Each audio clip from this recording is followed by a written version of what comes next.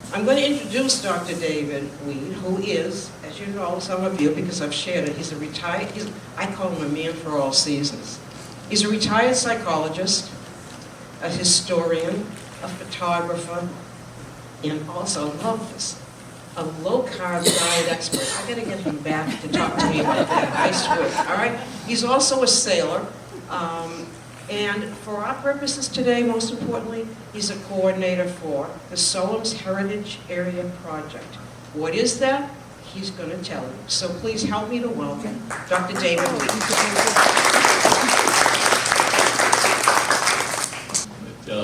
As she said, I'm Dave Weed. I didn't get any training in history. I'm an amateur from way back, but I've spent the last 5 years working on this particular project, have learned a lot and continue to learn a lot, and there are probably things that you know that I don't know. So in the Q&A afterwards, I'd love to hear any other things you have to say about this. I live in Warren, and Warren is Sowams. How many of you have ever been to Warren? Oh, good. Come back. Warren's a little, the smallest town, the smallest county, the smallest state of the union, etc. But it's also the home of the Massasoit Usamiquin, and you can tell that by stopping at Town Hall, which I confess I lived there for 40 years and I never looked. Okay, but above the door in Town Hall is this frieze, and it says, as you can see in the upper right, Sowams 1621. And it has a depiction of someone in a native headdress. Unfortunately, that's a Western headdress, but they didn't know that in 1890 when they built the building. However, that indicates the fact that the Massasoit Usamiquin lived in what is today Warren. And we know that because right behind my house in Burrs Hill Park, just across from the town beach, one day I woke up and they were excavating, and I walked over to see what was going on, and I was told that they were going to put in a monument to Usamiquin. They were reburying the Massasoit. More later. So Sowams was described by Miles Standish as the garden of the patent. Patent is the permission you get from the king to have land here. And the flower, F-L-O-U-R, that's the way he spelled it, Old English, of the garden. Meaning that the area was prized by the English because it was cleared land, ready for farming and grazing. Okay? And that cleared land was the home of the Pokanoket tribe. Now, I want to clarify this right from the beginning because people are going to say, well, what happened to the Wampanoags? Well, the Massasoit didn't live in Plymouth. People come to Plymouth and they think, oh, that's where the Massasoit met them. That's true. So he must have lived nearby. No, he lived 42 miles away in what is today Warren. And that meant he had to walk both ways on that to meet them. So you could see Sowams, this whole region, basically from Providence down to Bristol and including Rehoboth, Swansea, and now Seekonk and Somerset. We've just added Somerset because even though Somerset didn't exist at the time, it enclosed the area along the Taunton River that was part of Sowams.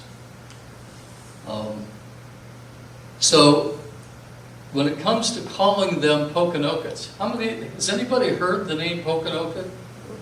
Oh, a few people. Good. I'm sorry? Yeah. Yeah, but it's part of the casino name, right? Oh, I don't think that is Pocasset. Okay. Yeah, the Pocasset tribe, which is another tribe just to the east. But when it comes to the name Pokanoket, as opposed to Wampanoag, I did some research on this to find out, well, what were they called, and what you find out is that the name Wampanoag never appeared in any written literature until the King Philip War in 1676, when Increase Mather decided to call the 4 tribes that allied against the English the Wampanoag. Okay, that was never the name of a tribe. There's no. If you look at the Sellers map from 1675, you will see Pokanoket country and King Philip's country, but there's no mention of Wampanoags there. In fact, when Daniel Buchan in 1792 described the tribes that occupied this area, you see Massachusetts, Patuxet, Pokanoket, Narragansett, Pequot, no Wampanoag. Okay? The name didn't exist. So where did that come from? Well, the tribe was first incorporated as the Wampanoag Indian Federation in 1928. Okay. Up until that time, it was just a collection of Native people. Federation in 1928 was the first time that there was an official name given to Wampanoag, and that was at the Mashpee Reservation. And that group continues to call themselves Wampanoag. It's kind of strange in a sense because they adopted the name of the tribes that Philip organized to war against the English when the people in Mashpee were neutral during the war, okay, and didn't want to, in fact, some of them fought with the English against Philip. So there's some twists and turns in terms of the adoption of the name. But I continue to use the name Pokanoket because the Massasoit led over 60 tribes and sub-tribes all across that area and was known to the English as the Massasoit, who was the leader of all the tribes. They didn't need to talk with anybody else. Remember, Canonicus from the Narragansetts tried to muscle his way in, as he had been for quite some time. But if you read the account that Ed Winslow writes about Corbitant sending a snakeskin filled with arrowheads, and then the English send the snakeskin back filled with shot and gunpowder. So they didn't need to communicate with words. They got the message, okay? So from then on, and for the next 40 years, it was the Massasoit who led all of the tribes in this whole area. There were other tribes who were part of that federation, as you can see, Nemasket, Pecasset, and if you go on up, there are other tribes that exist today. So the usual map that you see Wampanoag there, I crossed it off and replaced it with Pokanoket. And Richard Pickering at the Plymouth Plantation, anybody know him? He's coming down. I've had a discussion with him over the last year, and he's now calling them Pokanoket, not Wampanoag, okay? They just came out with a publication at Thanksgiving, and it's all Pokanoket, okay? Probably the Wampanoag people would not agree with that. Okay? Just so you know the politics here. Okay? So these are people who lived in this area for roughly 10,000 years. Why didn't anybody live here before that? What was here before 12,000 years ago? Yeah, ice. Well, how much ice? A whole lot of ice. Like a mile thick. Okay. No one lived here then, okay? It was impossible. So they lived here until they began to see ships coming offshore here, not far from here. Their ceremonial seat was at today's in Bristol, at today's Mount Hope, and this is the seat of King Philip, which I'll explain how you can get there and see it. It's owned by Brown University right now, but we're working with them to see if they can return that to the Pokanoket tribe, because this is where they hold their ceremonial occasions. it's quite a place. It's a large quartz outcropping, and that when the trees had been cleared, as they once were, you could see this white mountain top for miles around, anywhere on Mount Hope Bay. So it provided them a lookout so they could watch for enemies coming, but it was also ceremonial in that this was the location. This is like the Acropolis, okay, for the Pokanoket tribe.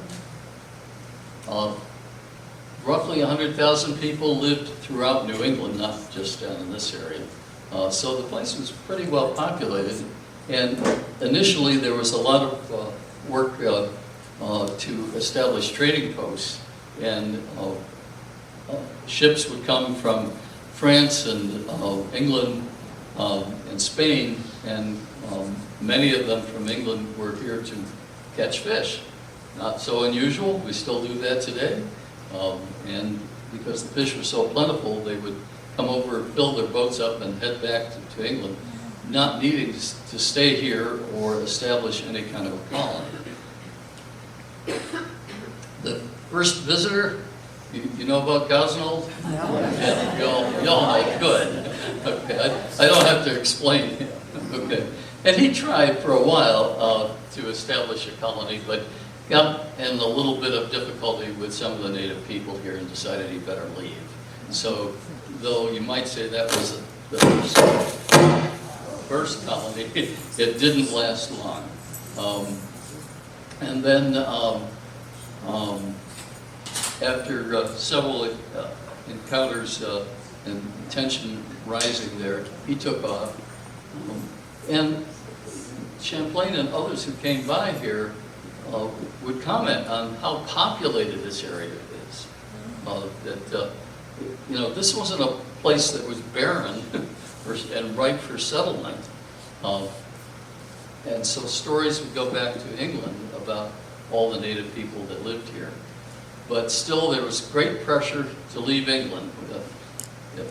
You know about the separatists, the pilgrims so-called, but there were pressures, other pressures, economic and otherwise. People really didn't like what was going on in England. The government was having its real problems then. So there was a lot of pressure to come over here to establish a new base. One of those visitors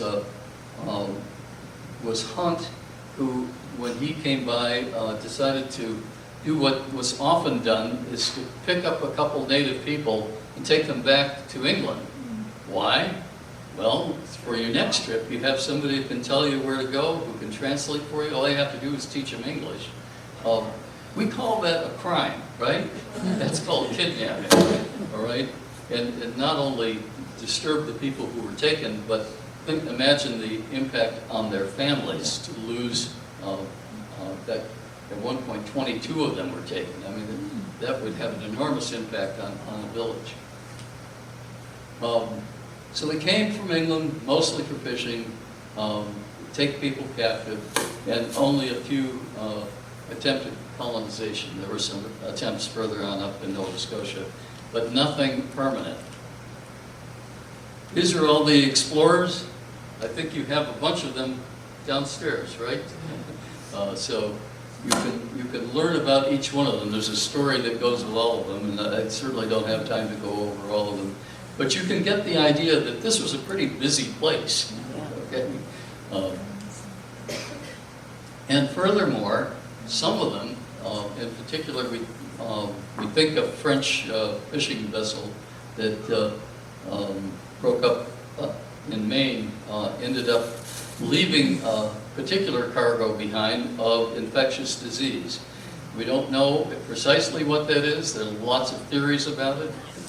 Probably not smallpox. It could have been leptospirosis, and there are other theories, but nothing that has been confirmed. What we do know from eyewitness accounts, however, is that it had an enormous impact on the native population here.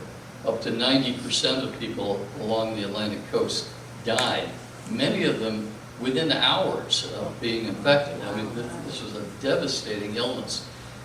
imagine in your own community losing 90% of people to a plague. We get upset when we have a few people who are sick with COVID. This was a whole other order. Not only that, the people who came here from Leiden to settle here weren't doing so well themselves, were they? No. Half of them died in the first winter. So, basically you want to think about today's Plymouth as a place of utter death and destruction. That's really what happened there.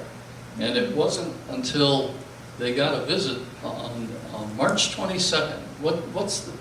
What's the meaning of March 22nd, since we're coming up on it? It's the spring, the vernal equinox, okay? We don't pay much attention to that anymore, do we? Unless you're going out staring at the stars every night and things of that sort. We've lost track of those celestial events. But the native population kept close track of those celestial events and ascribed lots of meaning to them. So Osamequin, the Massasoit, that was his title was Massasoit, that means great leader, but his name was Usamequin, yellow feather. He decided to wait and see when they saw these English people coming over, to see if they were bringing more disease. They didn't have a good idea of what infection is, but they wanted to stay clear for a while and see what was happening. And then they decided on March 22nd to pay them a visit. And they had somebody with them who could help. That was Squanto, or Tisquantum, okay? You remember? He had been captured, taken to Spain, released by the monks there, went to England, spent several years there, learned English, learned all about the whole culture there, came back to Maine and traveled down to his native village, which was now devastated.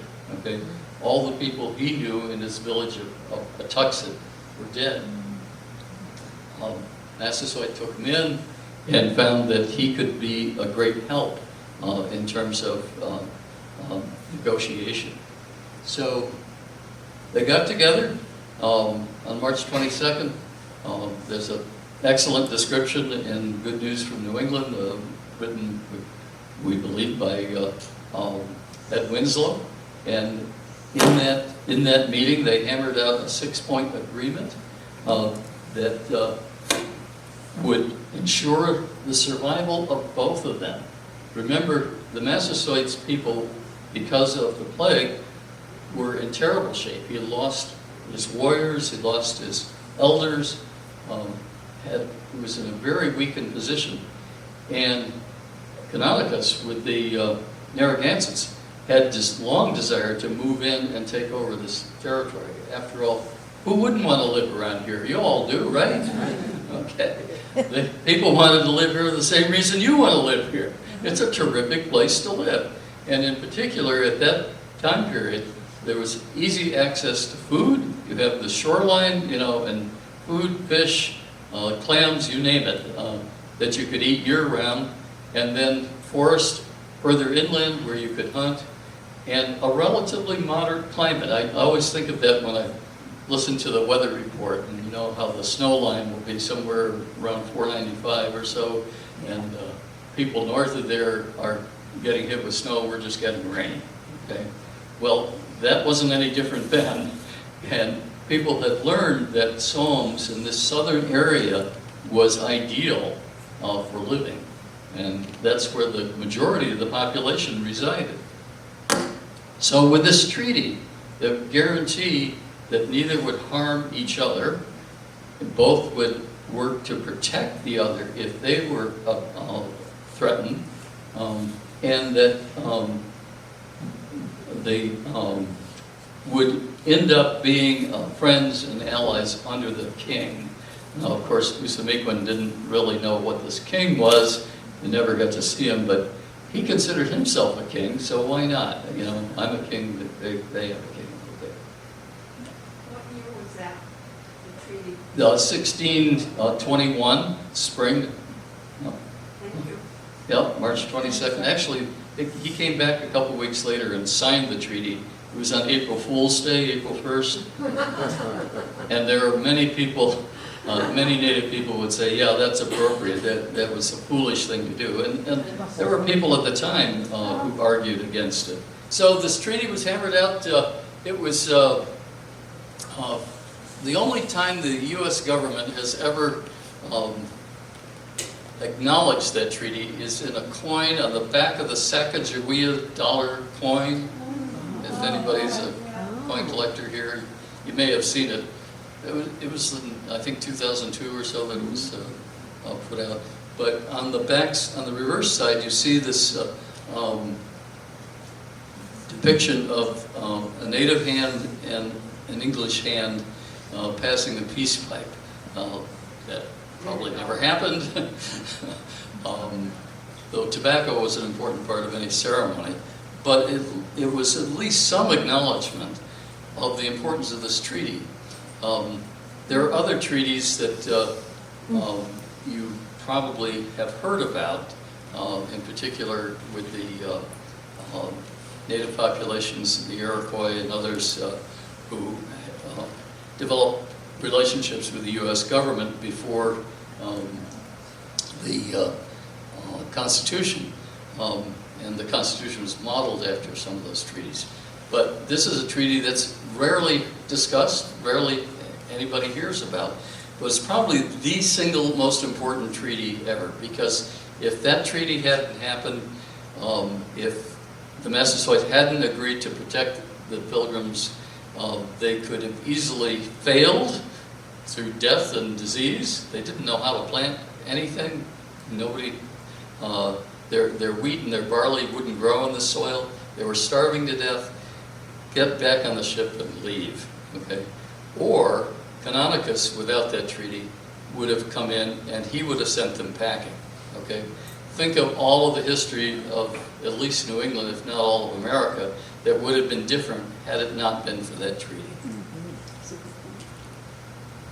So here's Ed Winslow deciding that he would pay a visit to the Massasoit in his home, but then came back 2 years later when he heard news that Osamequin was on his deathbed. So they traveled the 2 days that it took them to get down from Plymouth down to Sowams, and it's described in Winslow's book that was published in England in 1624, very soon after. Remember, Winslow was a printer when he came, so the idea of publishing things was important. And telling the story was important to get other English people to come over here. He wanted to tell them good news about New England. You know, this is the place to come. So we did a little celebration in July of the 400th anniversary of Winslow's first visit. This is with the Pokanoket tribe and on the location of the Massasoit Spring in Warren. That 400th year anniversary was celebrated properly, and now we're going to do the 400th anniversary of his return trip when he came to cure the Massasoit, and interesting piece of history there. So, who else moved into this area but none other than our friend Roger Williams. Roger, you remember, decided in 1632 that he'd had enough of England and came over in the hopes of promulgating his ideas of how religion should be practiced. First went to Plymouth, got to know the Massasoit there for 2 years, then went back up to Salem. The people in Boston didn't like the things he was saying in Salem, so they sent troops to get him, put him on a ship, and take him back to England in January of 1636. Well, he got wind of that and left. Walked 60 miles down to Osamequin's home in Sowams and was sheltered there for 14 weeks that he describes in one sentence in one of his biographies. at this place, Margaret's Rock, which is in Swansea, just over the Warren line, north of Warren, on private property. But if you're interested, let me know. I take tours of people there, and this is the one place that we know that the settlement of native people likely occurred right in that area. Because, think about it, if you're trying to help somebody out who's deathly ill, probably has triple pneumonia, you're not going to take him out and stick him in the woods next to a rock and leave him there by himself, right? You have your settlement out there, and this was a perfect place for a settlement, and we now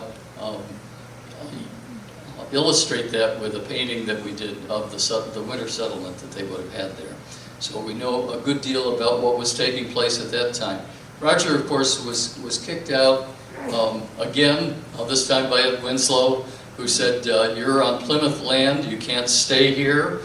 So he had to leave Omega Pond, which is, I don't know if anybody's been to this site, but there is a place, the Roger Williams Spring in East Providence. It's poorly marked, we're working on improving that, but that's where he tried to start a farm, sent for his wife and children and friends of his that came down.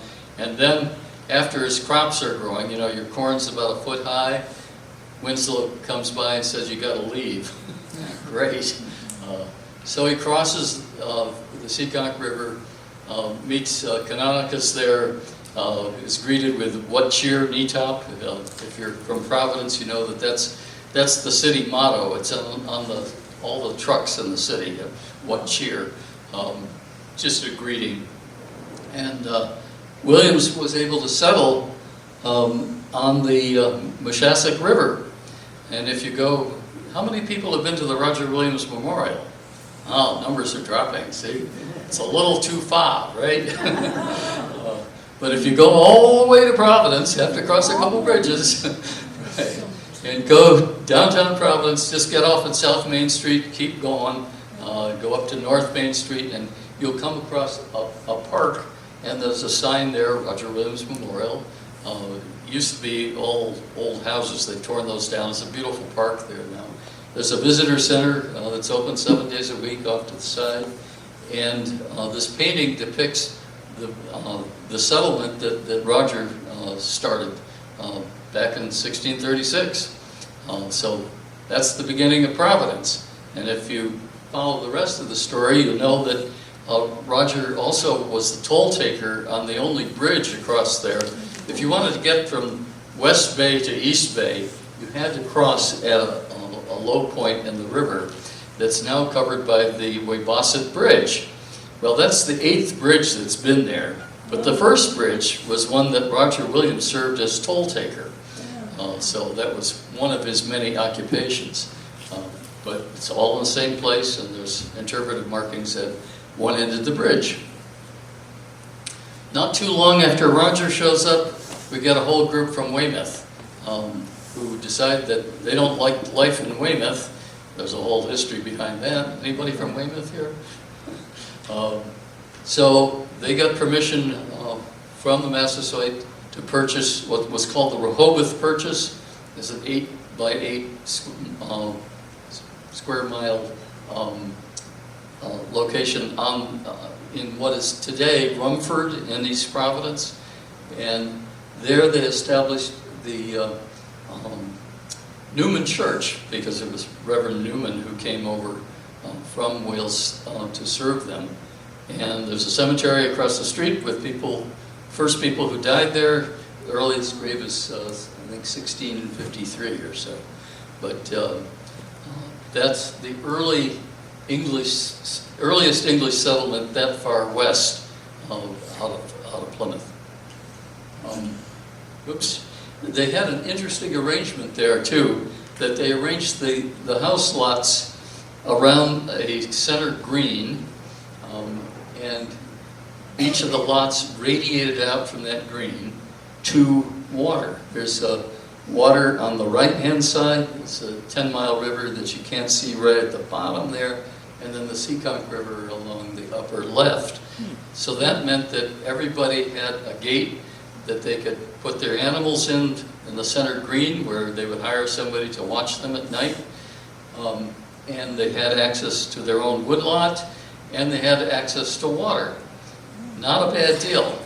If I were doing real estate today, I'd want to sell this one, right? What a deal. And that's that first gravesite from William Carpenter, 1653. So they did filming for what's the movie Hocus Pocus. Thank you. I'm not a fan. Hocus Pocus 2 was filmed in part at the gravesite there. They also created a Plymouth village that they burned down later. All kinds of stuff. Yep. Something important I should mention is that here, like in England, they would never have been ever able to own land. So by coming to the New World and having the opportunity Absolutely. to own a piece of land was Fabulous. Unbelievable. I mean, all of the land in England was claimed and owned either by the king or other authorities. If you rented it, you paid an enormous amount. You didn't have the privilege of owning your own land. And I mean, that was a huge draw that brought people over here. And as far as they were concerned, the land was limitless. All you had to do is kind of nudge the people who are living here out. And you know, they can consider the native people they were not developing the land, meaning they didn't raise animals and they didn't plow fields, so therefore it wasn't used and the English could take it over, right? That got them all in a lot of trouble. Not far from the Newman Church is Hunts Mills. You get a chance in East Providence, go there. That's the 10 Mile River, and that's where some of the early mills were established along the river in the 1640s. Something closer to home. Anybody familiar with this? With the Dartmouth Purchase? Yeah. And there was land purchased in 1652 here with 36 settlers that eventually became the town of Dartmouth. Actually, Dartmouth was really a huge area that included Acushnet and New Bedford and Fairhaven and everything else. And I'm not going to try to explain the history here. You know this better than I do. But it was part of that whole process of English people claiming more and more land. Often with treaties, and people say, well, you know, the native people didn't understand what they were doing. They did have a different concept. First of all, that no one owns land, God owns the land. You just use it. But they certainly understood the idea of selling the right to use the land. Unfortunately, that right usually came with the proviso that they could hunt and fish on the land even after it had been sold. So there was all kinds of conflicts from that time. And in fact, if you look, this is a map I did of all those yellow settlements around there were surrounding the last remaining land that was never sold. There's, oops, I thought I could, is there a, yes, on the side? No, big one in the middle. Big one in the middle, thank you. This is Consumset, which is today Bristol. It was never sold, and it was the last remaining place that the Pokanoket tribe existed. Just before the war, there were only about 700 people living there. And right north of that, you had what's called the Sowams Purchase of 1653. All of this land had been sold to the English. So you had farms that were sitting right over the line there, threatening people with their cattle in particular. That was the big problem, was that the English didn't pen their cattle, they let them roam, and they would roam into the native cornfields and eat the corn. And so the English solution to that is, well, the natives ought to do a better job of fencing their corn. Not, they need to do a better job of fencing their cows. And that led to all kinds of problems which were adjudicated in court in one thing or another. Well, it wasn't long before the Pokanokets thought, if this keeps up, they're going to be wiped out. Okay, they won't have any country anymore. So a rebellion broke out in what is today right along Child Street in Warren. I have a marker there next to the Kickamuit Middle School. That happened on Joe Winslow's farm. It then led to other skirmishes and troops coming down from Taunton and Boston, and an attempt by the English to drive what they thought drive Philip back to his land on Mount Hope, and that would be the end of it. Well, Philip wasn't about to stick around and wait for them to show up. He took off, and they went up through Tiverton, crossed over the Taunton River, and then back up and headed over the course of the next 6 months all the way up to Deerfield. Mostly burning villages. The attempt was to they attacked their cows because they saw those as the worst part of that settlement. Burned their barns, drove people out. 25 villages were leveled to the ground. The war was not pretty on either side. There are awful things that happened to people on both sides. Fortunately, it didn't last that long. After the Great Swamp Fight of December 1675, the Narragansetts joined, and at one point in the winter, it looked like the Poconokeets would be successful. But when they began to run out of ammunition and food, things got a lot more difficult. They tried to enlist the Mohawks, but they ended up turning against them and fighting them. Meanwhile, you've got Native people who are fighting with the English under Benjamin Church and adopting their techniques of warfare, more of a guerrilla style rather than simple troop movements. So the war didn't last long. You know about the Russell Garrison, where Yes. people resided for a period of time, and it was when Dartmouth was attacked, one of the first villages to be attacked.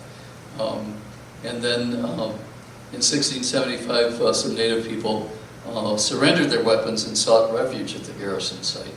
So it's a very interesting history. Not in Sowams, so I don't know a lot about it. Following the war, those Native people who were not killed were enslaved and sent to Barbados, up to the point that Barbados finally passed a law and said, don't send us anymore.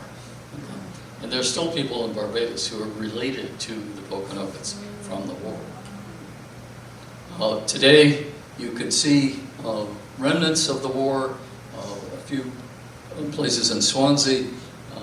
The site where Philip was shot and killed is at Mount Hope Farm, and you can go and visit that site as well. In Rehoboth, you can go to Anawan Rock and see the final battle, if you will, when Church captured Anawan in late August after Philip had been killed. The war essentially ended at that point, though there were other skirmishes in Maine that went on for a couple more years.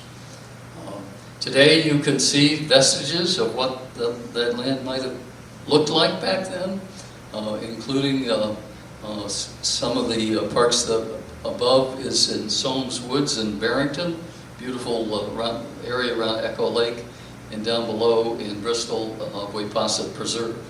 It hasn't been changed in 400 years.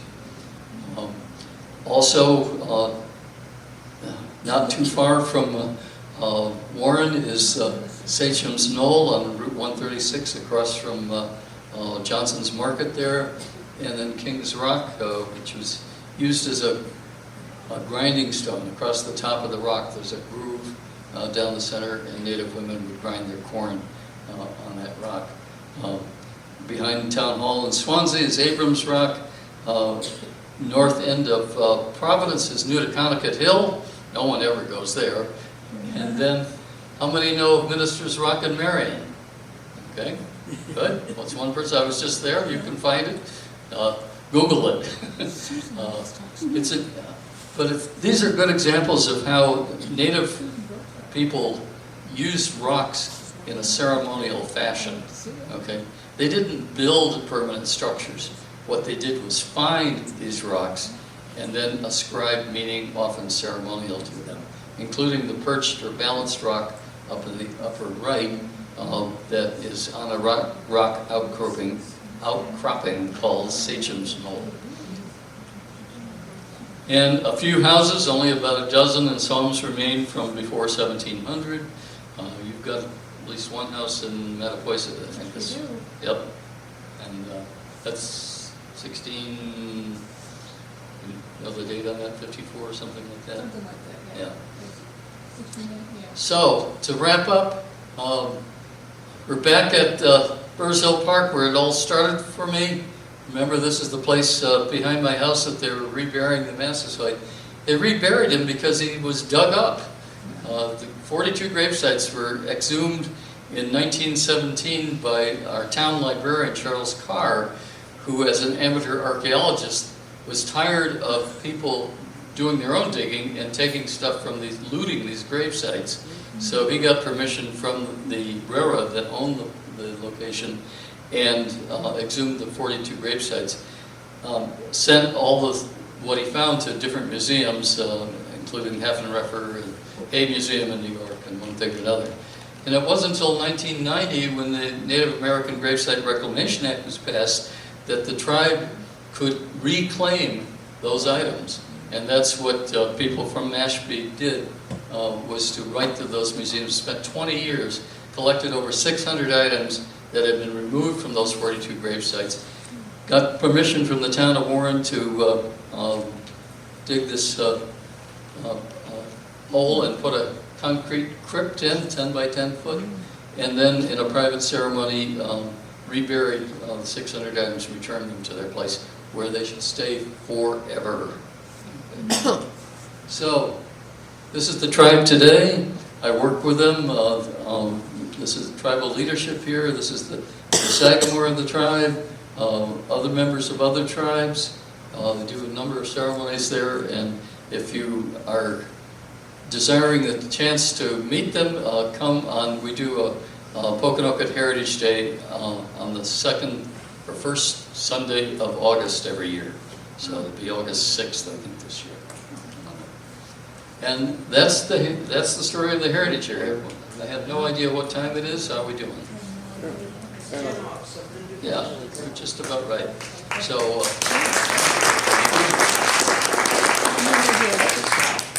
next. Questions? Yeah. What was the area of the Rhode Island, Massachusetts, where the last two Native Americans were before the Civil War? You said they had been crowded into an area. Yeah, that's the Mount Hope, the Bristol Peninsula, if you will. The town, where the town of Bristol is, pretty much. Okay. Any other questions? Yeah, one in the back. Yep.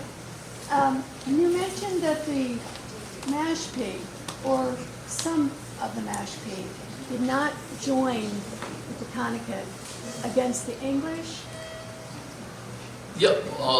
Well. in King Philip's War. Yeah. So were there other groups within the Pokanoket Confederation, or Pokanoket? I always want to say Pokanoket. Well. Yeah, right. That also fought against the indigenous. You have to understand, this was a civil war. Right. Okay. And even though there were 4 tribes that joined, not all members of the tribes ascribed. Okay, so you've got non-combatants, you've got people who fought with the English. Okay, so you can't simply draw a line and say all these people are one side and all these people are the other. Okay. But Mashpee had been an assemblage of native people from all around the region. Probably the clearest demarcation is that none of the tribes on the Cape participated, fought against the English. Okay? So they were either neutral or, in some cases, joined Benjamin Church in the effort to go after King Philip. Other questions? I'm probably between you and your parking meter, right? Thank you so much, that was great.